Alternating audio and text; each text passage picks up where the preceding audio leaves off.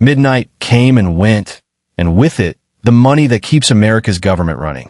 The United States has officially shut down. For the first time in nearly 7 years, Washington has failed to pass a spending bill.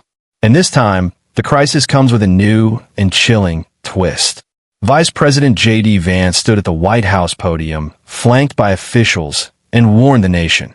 If this shutdown continues, federal workers won't just be furloughed, they may be fired. This is unprecedented.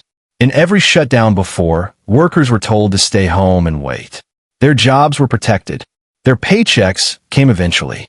But now, the Trump administration is suggesting permanent layoffs could begin within days. That is a threat unlike anything seen before. Why the shutdown happened? At the core of this crisis is a bitter battle over health care. Democrats are demanding the restoration of Medicaid cuts and an extension of Affordable Care Act subsidies. Without these, premiums for millions of families could skyrocket. Some people may even lose health care coverage entirely. Republicans accuse Democrats of overspending, calling their demands reckless and unnecessary. They argue that health care costs are ballooning, and Washington can't keep writing blank checks. And then there's Donald Trump. Unlike previous shutdowns where presidents looked for off-ramps, Trump is leaning into the fight. He's encouraging Republicans to hold firm.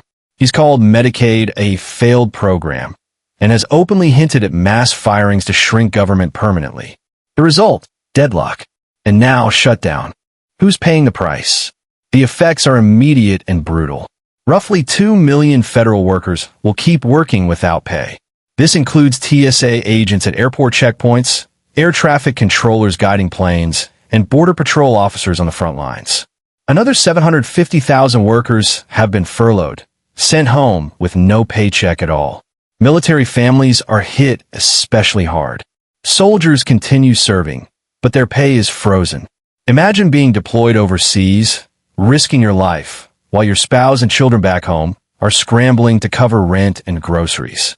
Then there are everyday families. Programs like SNAP and WIC, lifelines for mothers, infants, and low-income households, could soon run out of funds. Tax refunds could be delayed. Small business loans pile up. And for ordinary workers, the anxiety is crushing. Take Willie Joe Price, who has worked at the Library of Congress cafeteria for 44 years. Electric bills, gas bills, everything's gone up. I'm already juggling paycheck to paycheck. Without income, I don't even know if I can make rent, he says. Stories like his are playing out across the country right now. A shutdown unlike any other. The Trump administration is also weaponizing the shutdown in new ways, by freezing projects in states led by Democrats. The White House has already blocked $18 billion in infrastructure funds for New York City, home to Democratic leaders Chuck Schumer and Hakeem Jeffries. They've also halted $8 billion in clean energy projects across 16 states. It's a political power play designed to squeeze opponents while federal workers feel the pain. Lessons from history. This isn't the first shutdown America has faced, but it may be the most unpredictable. 1995 to 96, under Bill Clinton, the government closed for 21 days after a standoff with Speaker Newt Gingrich over Medicare and education funding. Clinton held firm, and his approval ratings rose. 2013, under Barack Obama, Republicans shut down the government for 16 days in an effort to defund Obamacare. The fight cost the U.S. economy $24 billion, and Republicans took the political hit. 2018 to 2019, under Donald Trump, the longest shutdown in history, 35 days, over Trump's demand for border wall funding. Federal workers missed 2 paychecks, food banks saw record demand, and the economy lost $11 billion. Each shutdown has left scars. Each one has cost billions. But in every case, workers were furloughed, not fired. That's why this moment is different. The cost of chaos. Shutdowns are expensive, politically, socially, and financially. During the last shutdown, air travel was thrown into chaos. National parks were trashed. Government contractors lost billions they would never get back. Families missed mortgage payments. Economists estimate that every week of shutdown shaves billions off GDP. Wall Street hates uncertainty, and shutdowns create plenty of it. Investors worry about America's credit rating, about rising debt, about whether political dysfunction could tip the U.S. into a deeper crisis. Every day, the government stays closed, the damage spreads. The blame game. On Capitol Hill, the fight is fierce. Democrats say they're protecting working families from devastating healthcare cuts. Republicans accuse Democrats of using the shutdown as leverage to push through a costly agenda.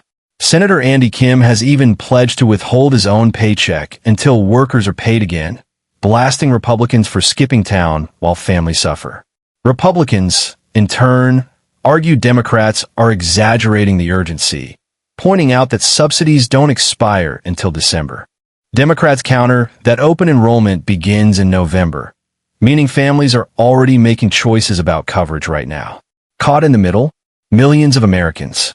What happens next? There are three possible outcomes. Short-term compromise, a deal within days. Workers get paid. Programs resume. Scars remain. Prolonged standoff. Weeks drag on. Workers miss multiple paychecks. Families face eviction. Businesses suffer. The economy takes a blow. Escalation. Trump pushes Republicans to hold the line. Democrats dig in. And this shutdown becomes a full-blown national crisis unlike anything before. Which path America takes depends not just on lawmakers, but on public opinion. Who voters blame could decide how long this drags out. The bigger picture. Shutdowns reveal a deeper sickness in Washington. America's leaders are locked in endless gridlock, more focused on political wins than real solutions. And the price isn't paid by them. It's paid by ordinary people. Every federal worker missing a paycheck. Every mother losing food assistance. Every family without health care. They're the collateral damage in Washington's never-ending power struggles. And every shutdown chips away at trust in government, trust in America's ability to function at the most basic level. Closing reflection. So here we are. The lights in Washington are dim. Federal workers wait by the phone. Families wonder how to cover rent and groceries. And politicians point fingers. This is not just a fight about budgets. It's a fight about people. And it's about power. The last shutdown lasted 35 days. Could this one last even longer? Could this be the moment where Trump reshapes government by permanently laying off workers? Could this be the breaking point for America's already fragile political system? The clock is ticking, and the stakes have never been higher.